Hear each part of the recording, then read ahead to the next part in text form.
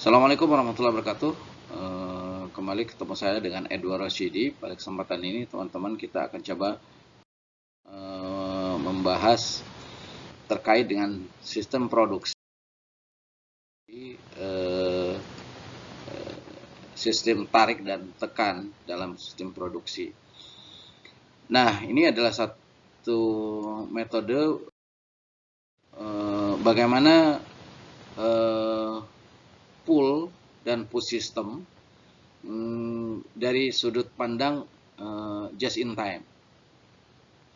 Nah, kita tahu just in time itu adalah satu sistem produksi atau sistem manajemen pabrikasi modern. Prinsip dan dasarnya perusahaannya memproduksi jenis-jenis barang yang diminta oleh sejumlah yang diperlukan dan pada saat dibutuhkan oleh konsumen. Keseluruhan filosofi operasi manajemen di mana segenap sumber daya termasuk bahan baku dan suku cadang, personalia dan fasilitas dipakai sebatas yang dibutuhkan. Ya, mungkin saya ilustrasikan. Kalau dulu kita mengenal pepatah sedia payung sebelum hujan, maka dalam konsep ini tidak berlaku. Tapi bagaimana caranya pas hujan ada payung. Jadi bagaimana membuat sesuatu perencanaan di mana sesuai dengan kebutuhan, secara jumlah sesuai dengan kebutuhan, baik material, parts, dan sumber daya secara keseluruhan adalah dibuat sesuai dengan kebutuhan. Nah, artinya berdasarkan permintaan. Jadi kalau kita bicara adalah push dan pull system, itu bagaimana membuat semua sesuai dengan kebutuhan, ya kan, baik secara jumlah ataupun secara waktu, load, dan lain sebagainya. Saya sampaikan beberapa ahli mengatakan bahwa Goddard dan Brooks tahun 1994 menyampaikan bahwa sistem push dan pull diasosiasikan dengan aliran informasi. Mereka mendefinisikan push sebagai aksi untuk mengantisipasi kebutuhan, sedangkan pull sebagai aksi untuk melayani permintaan. Lalu Pencates tahun 1996 juga mengatakan, pada sistem push, sebuah mesin melakukan proses produksi tanpa harus menunggu permintaan dari mesin yang akan melakukan proses berikutnya. Sebaliknya, pada sistem pull, sebuah mesin melakukan proses produksi hanya jika ada permintaan dari mesin yang akan melakukan proses selanjutnya.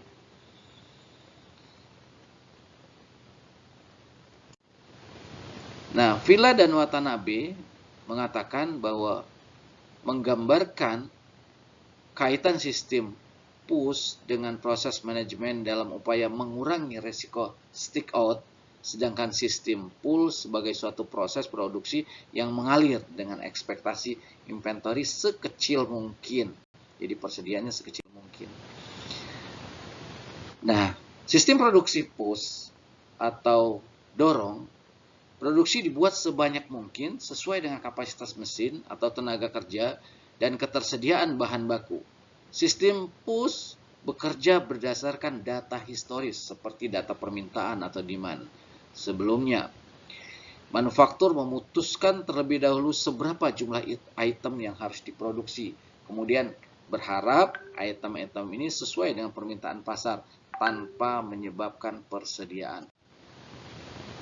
Nah, penerapan sistem push ini biasanya yang tidak bisa dihindarkan adalah biasanya untuk produksi garam, produksi pakaian, bahan bakar. Artinya mencoba dibuat sebanyak mungkin dengan harapan ditawarkan ke pasar semaksimal mungkin agar persediaan bisa habis.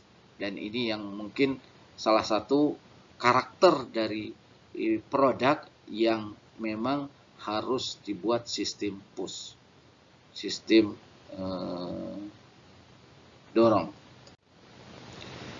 Oke, kemudian kembali kita akan bahas tentang sistem produksi pull atau sistem produksi dengan sistem tarik.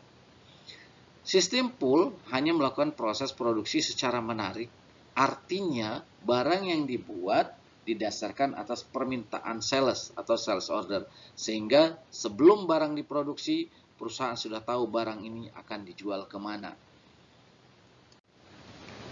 Nah, penerapan sistem produksi pool biasanya ini lebih ideal kalau dilaksanakan di industri-industri otomotif, industri perkapalan, spare part, dan lain sebagainya. Nah, dalam realitasnya, push dan pull system dalam realitasnya, kenapa kadang-kadang dalam kenyataannya masih ada stok?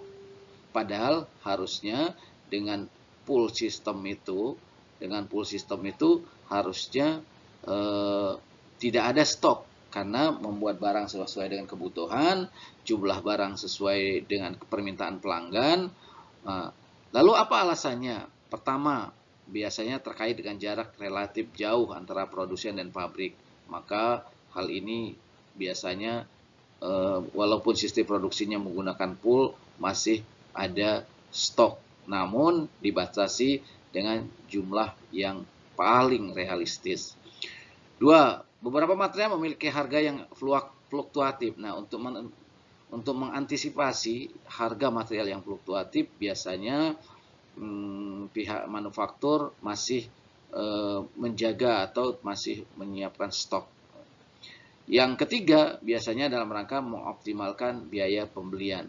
Ini yang terjadi secara realistis atau realita di lapangan, bahwa penerapan pool system itu memang belum bisa dilaksanakan secara rigid di lapangan. Masih ada hal-hal, masih ada pengecualian-pengecualian. Itu biasanya dilakukan dalam realitas push and pull system. Oke, mungkin itu yang bisa saya sampaikan.